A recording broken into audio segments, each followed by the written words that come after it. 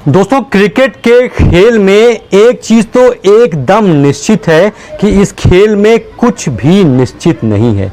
जब आईपीएल 2023 की शुरुआत हुई थी तो सभी लोग एक सुर में यही कह रहे थे कि लखनऊ सुपर जायंट्स की टीम सबसे ज्यादा मजबूत टीमों में से एक है, क्योंकि इनके पास आला दर्जे के कोच हैं, इनके फील्डिंग कोच जॉन्टी रोड्स हैं, इनके बॉलिंग कोच मॉर्ने मॉर्कल हैं, इनके मेंटार गौतम गंभीर जो कि काफ़ी ज़्यादा एग्रेसिव हैं, इनकी टीम सुपर स्टारों से सजी हुई है, इनके पास आला ओपनर बल्लेबाज KL Rahul, Quinton de Kock, Mayers हैं, इनके पास ताबड़तोड़ वेस्टइंडीज के बल्लेबाज निकोलस पूरन हैं, ऑस्ट्रेलिया के शानदार ऑलराउंडर मार्कस स्टोनिस हैं, इंग्लैंड के रफ्तार के सौदागर मार्क वुड हैं, इनके पास रवि बिश्नोई हैं, इनके पास कई सारे खिलाड़ी ऐसे हैं जो अपने दम पर, मात्र अपने दम पर मैच को तहस नहस कर सकते हैं।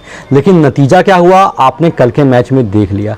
इसके अलावा मुंबई इंडियंस हमेशा से अच्छी टीम रही है, लेकिन इस साल आईपीएल में एक स्थिति ऐसी आ गई थी कि 4 मैच दिल्ली हार गया था, 4 मैच मुंबई हार गया था।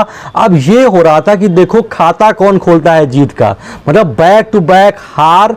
मुंबई को लगभग सभी ने बाहर मान लिया था और एक दौर आपको याद होगा ऐसा भी था कि Lucknow super giants point table में टॉप पर था, और उस समय जब लखनऊ टॉप पर था तो मुंबई इंडियंस 8वें 9वें नंबर पर था और स्ट्रगल का था। लगा था कि मुंबई इंडियंस की कहानी इस साल भी 2022 की तरह भी फिसड्डी साबित होने वाली है। लेकिन समय बदला, आईपीएल का आधा दौर खत्म हुआ। जैसे ही आधा आईपीएल शुरू हुआ, रोहित शर्मा की किस्मत भी शायद बदल गई और मुंबई इंडियंस ने जिस तरीके से फाइट बैक किया ना भाई साहब, क्लैपिंग तो रोहित शर्मा की टीम के लिए बनती है। एक समय ऐसा लगा था कि जब रोहित शर्मा की टीम में कुछ जान ही ना बची हो, क्योंकि उनके कोई भी खिलाड़ी फॉर्म में नहीं थे। उसके बाद सूर्य कुमार यादव फॉर्म में आते हैं, ग्रीन फॉर्म में आते हैं, रोहित शर्मा फॉर्म में आते हैं, ईशान किशन फॉर्म में आते हैं, उनके गेंदबाज फॉर्म में आते हैं। जब ऐसा लग रहा था कि बहुत महंगे खरीदे गए जोफ्रा आर्चर इंग्लैंड लौट गए हैं, तो लगा था कि ये एक पनौती सीजन है मुंबई इंडियंस के लिए। ये इससे बुरा और क्या होगा जब आपका 8-9 करोड़ में खरीदा हुआ खिलाड़ी, जिसके ऊपर आपकी गेंदबाजी निर्भर करती है, वो भी इंजर्ड होकर एक बार फिर से लौट चुका है। लेकिन उसके बाद जिस तरीके से रोहित शर्मा ने कप्तानी संभाली है ना, गजब कप्तानी की उन्होंने, और किस तरीके से मुंबई इंडियंस की वापसी करवाई। अब बात कर लेते हैं कल के मैच की एलिमिनेटर फर्स्ट की। मुंबई इंडियंस और सामने थे लखनऊ सुपर जायंट्स। मैक्सिमम लोग बोल रहे थे कि मुंबई इंडियंस जीतेगी, क्योंकि मुंबई इंडियंस एक ऐसी टीम है जब ये एलिमिनेटर में खेलते हैं, जब ये फाइनल में खेलते हैं, तो इनका रंग, इनका चाल, इनका ढाल कुछ बदल जाता है। ये एकदम अलग टीम हो जाती है। ये रोहित शर्मा एक अलग कप्तान हो जाते हैं, एकदम अग्रेसिव हो जाते हैं, उनके अंदर एक चीते जैसी भूख रहती है। कल वही दिखे, मैदान में देखा होगा कि रोहित शर्मा किस तरीके से कूद कर फील्डिंग करते, उछल फील्डिंग करते, एक एक सिंगल के लिए लखनऊ की टीम को उन्होंने तरसा दिया। एक समय ऐसा था जब मुंबई बैटिंग कर रहा था और लग रहा था कि मुंबई तो फंस गया है, यहाँ से 140-135 रन तक पहुंच जाए बहुत बड़ी बात है। लेकिन उसके बाद जिस तरीके से मुंबई के बल्लेबाजों ने कमबैक किया और स्कोर बोर्ड पर टांग दिए 182 रन। चेन्नई के मैदान पर जहां विकेट थोड़ी स्लो होती है, ऐसे मैदान पर 182 रन एक फाइटिंग स्कोर, बहुत अच्छा स्कोर तो नहीं कहेंगे, लेकिन एक फाइटिंग स्कोर था। लखनऊ लोगों को लगा कि शायद लखनऊ इस मैच में फाइट करे, कुछ भी हो सकता है, लखनऊ जीत ही जाए। लेकिन जब अगली पारी शुरू हुई तो सिर्फ तू चल मैं आता हूं वाला कहानी रहा। एक समय ऐसा था कि लखनऊ के 72 रन पर 2 विकेट थे और ठीक ठाक था, मतलब कुणाल पांड्या और मार्कस स्टोनिस टिके हुए थे और लग रहा था कि ये मैच डीप तक लेके जाएंगे।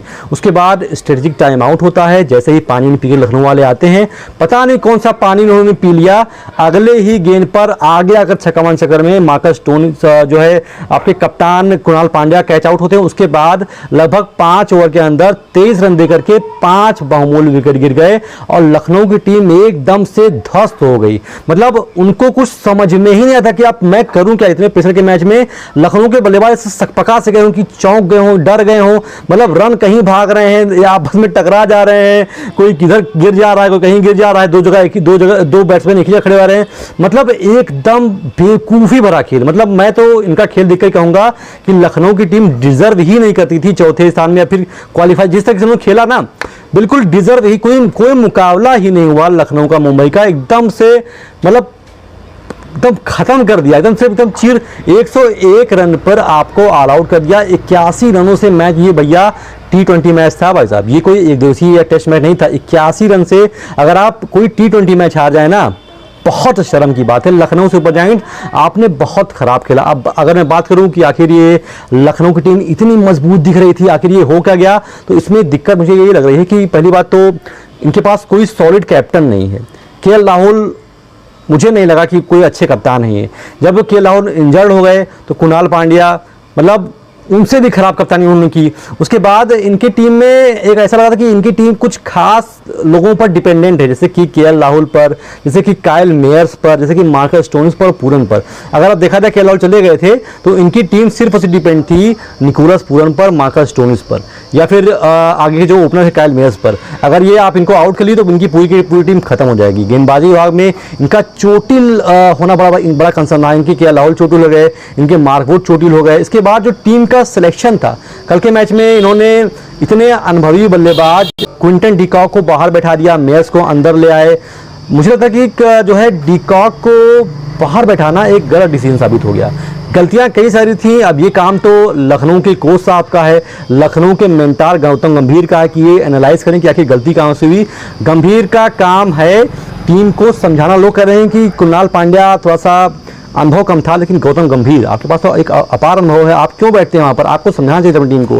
हालांकि अब जो हो गया वो हो गया, लखनऊ की टीम घुस चुकी है और मुझे कोई फर्क नहीं पड़ता है, मुझे कोई मतलब ही नहीं है। मैं तो फैन हूँ चेन्नई सुपर किंग्स का, और चेन्नई सुपर किंग्स आराम से राजा की तरह बैठी हुई है। अब वो देख रहे हैं कि कौन से भिड़ने के लिए आएगा, चाहे मुंबई इंडियंस आए, चाहे आपकी गुजरात टाइटंस आए, जो भी आएगी चेन्नई सामने ही आएगी। और मेरी यही दिली तमन्ना है कि इस बार भी चेन्नई सुपर किंग्स IPL जीते और कप्तान महेंद्र सिंह धोनी के हाथ में IPL की चमचमाती ट्रॉफी एक बार फिर से हो।